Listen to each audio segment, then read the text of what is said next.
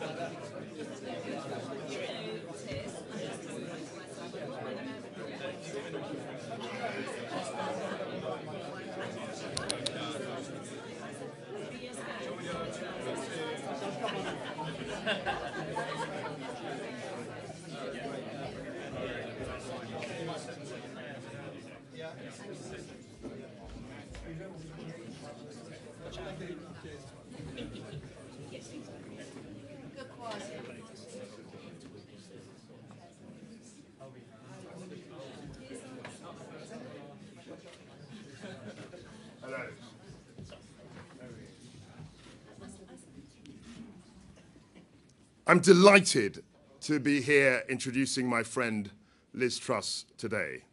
I've worked with Liz for over 12 years, and I know her to be a true blue tax-cutting conservative. Liz is steadfast in her beliefs, and she has an unmatched track record of delivery in government to match this. Liz is ready to hit the ground running to deliver the fresh approach that working families need. The next election will be about the economy, and Liz is ready to deliver radical change from day one.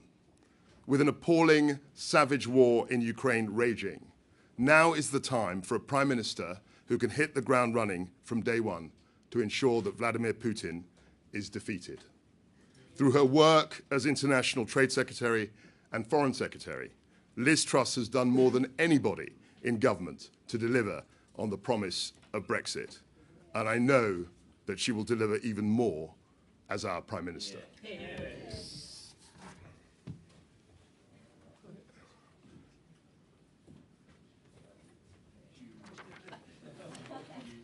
coming. She will be here very shortly. Fantastic. Fantastic. Fantastic. You're going to do a brilliant job.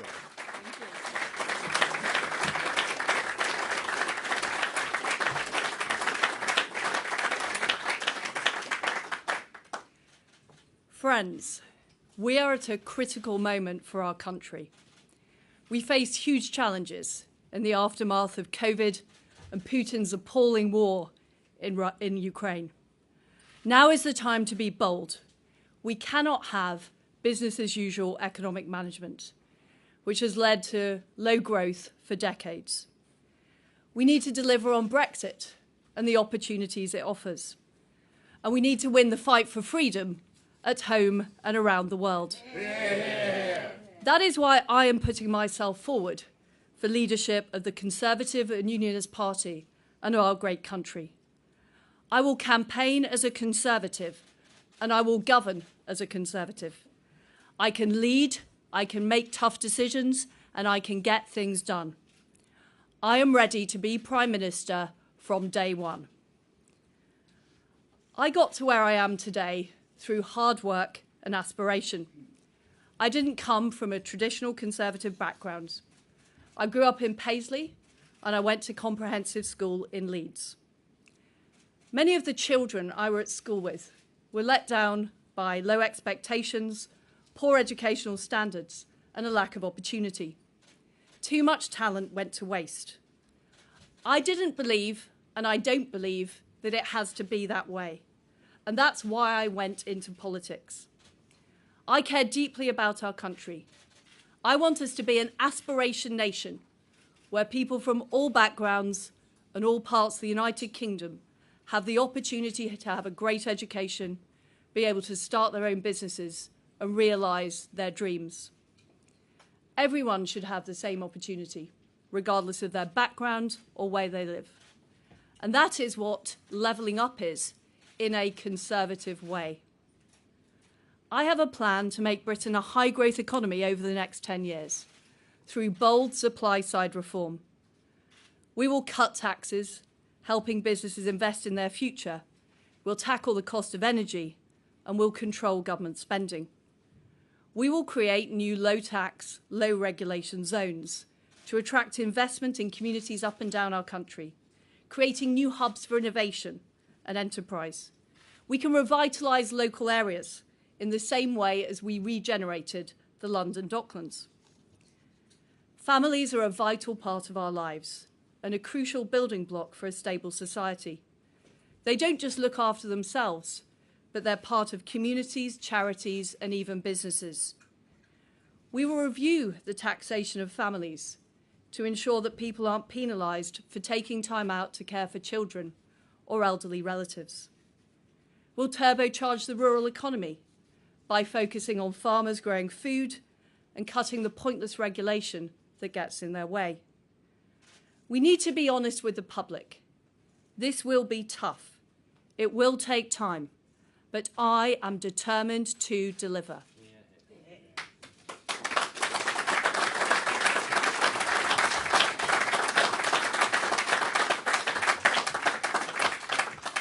I know I can deliver because I have taken bold decisions and made bold reforms throughout my career.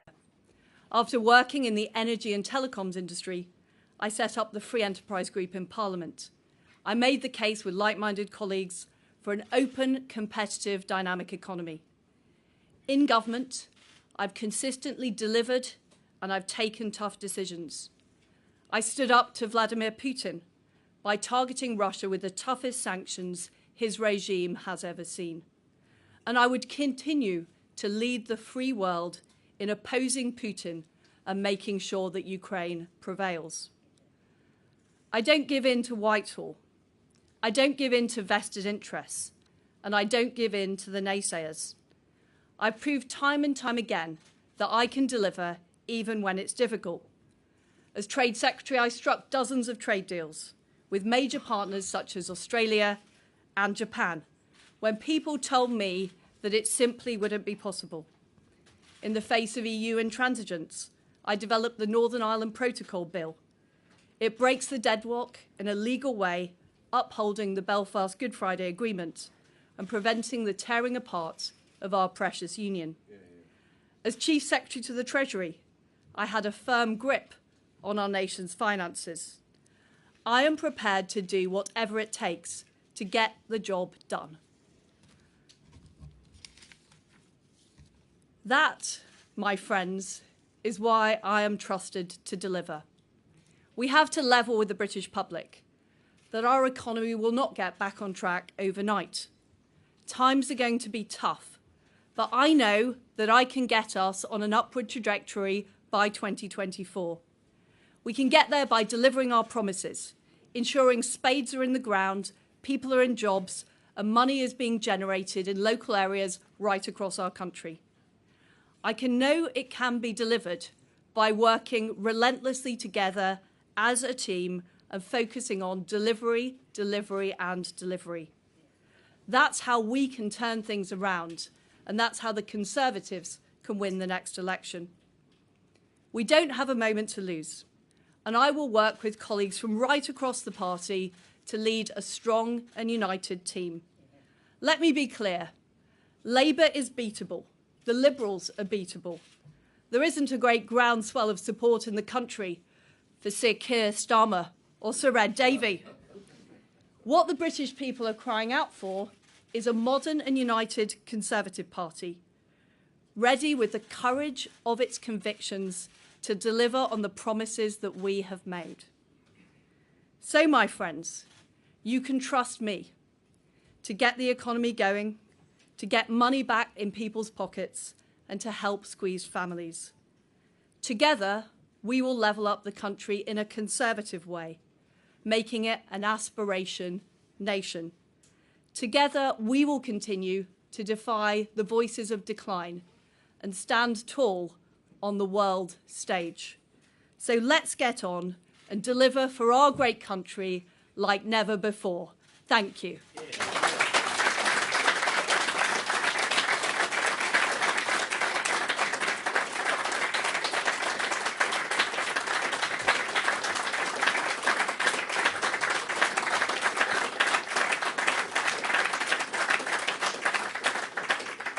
I'll start with Beth Rigby of Sky. Thank you. Liz Truss, you've just said that the country wants a modern and united Conservative Party, but the two candidates ahead of you in this race have one thing in common. They're a break from Boris Johnson. Rishi Sunak resigned from his government, you did not, and Penny Mordaunt was never in his cabinet, or only for a brief moment. And they've leapfrogged you in the race. Given the bitter divisions of recent months, is Boris Johnson's tacit backing of you the kiss of death for your candidacy, given that the party wants change even if you did not? Thank you. The change we need to deliver is change on the economy. We've had sluggish growth for 2 decades, and we need a new economic plan.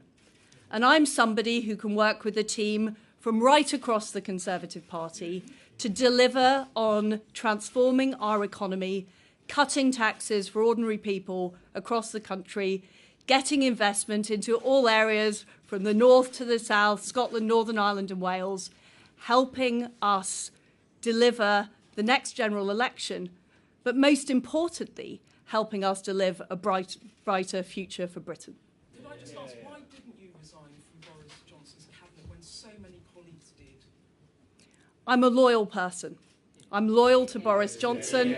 I supported our Prime Minister's aspirations, and I want to deliver the promise of the 2019 manifesto. And what we need to do now is deliver, deliver, deliver. And I am the person in this race with the record of delivery.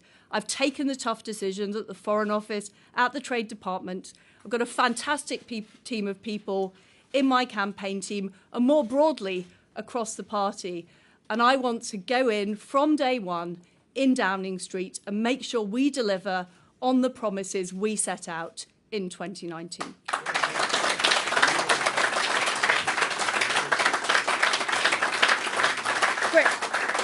Chris Mason. Chris Mason from BBC News. How can you be the credible agent of change, given that you have sat around Boris Johnson's cabinet table throughout his time as Prime Minister? And if I may, how worried are you that your campaign is being trampled by the March of Mordaunt? Well, as you know, I've been focusing on making sure that Vladimir Putin is defeated in Ukraine. And we led that effort. We led the fight for the free world. We put on more sanctions than any other country. We have encouraged others to stand tough. We were the first country to send weapons to Ukraine. And I'm proud of that record. Now, internally within government, I was critical within Cabinet of the proposed national insurance rise. I was a Cabinet Minister who spoke out against it at the time. But I'm a loyalist. I believe in collective responsibility. But now the Prime Minister has stood down. I think it's right that I'm honest about my views on the economy. I spent 2 years as Chief Secretary. I can deliver a different economic plan that is credible and will work for the people of Britain and deliver on the promises that we made in the 2019 manifesto. Thank you. Anusha. Thank you. Anusha Kristana, ITV News. Elizabeth Truss, you voted Remain and you remained in the cabinet when tax rises came in. Penny Mordaunt backed Brexit from the start. Some say she's the real candidate of the right. Given that analysts say she is going to beat you, wouldn't the right thing be for party unity to swing behind her? Well, since the referendum in 2016, I have done so much to deliver on the promises of Brexit and the opportunities of Brexit. I've delivered dozens of trade deals at the Department of Trade. I've delivered the Northern Ireland Protocol Bill to fix the issues that we have in Northern Ireland. And as Prime Minister, I am committed to unleashing the full opportunities of Brexit, the ability to do things differently, whether that's in financial services, whether it's in regulation, to really get our economy going. And I'm the candidate in this race that has the record of delivery. I've shown that I'm prepared to get difficult stuff done in Whitehall. I'm ready to hit the ground running from day one. We've only got 2 years till the general election. And my experience, my record of delivery is needed to get the job done.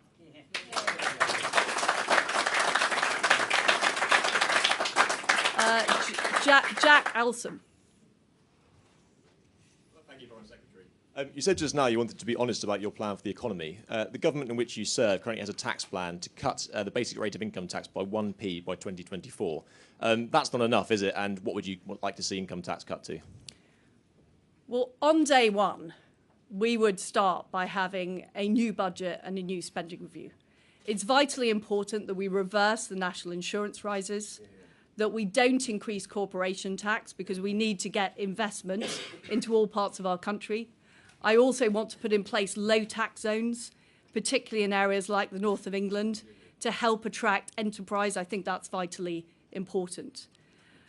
And the way I see the COVID debt is it's a one-off event, it's a 1 in 100-year event. We should pay that debt off over a longer period of time. That is how I would fund my tax reductions, whilst at the same time laying out a clear plan, a clear 10-year plan to reform the government and the public sector, and to do all those supply-side reforms I've talked about to really get the economy motoring, because we have had anemic growth for the past 2 decades. And more of the same simply isn't going to work to deliver for the people of Britain. Jason Groves. Thank you. You've worked with Penny Mordaunt in government. You've done some of the same jobs as her at Equalities, at Trade, on Brexit. Your friend Lord Frost this morning said she's not up to the job. Do you agree with him?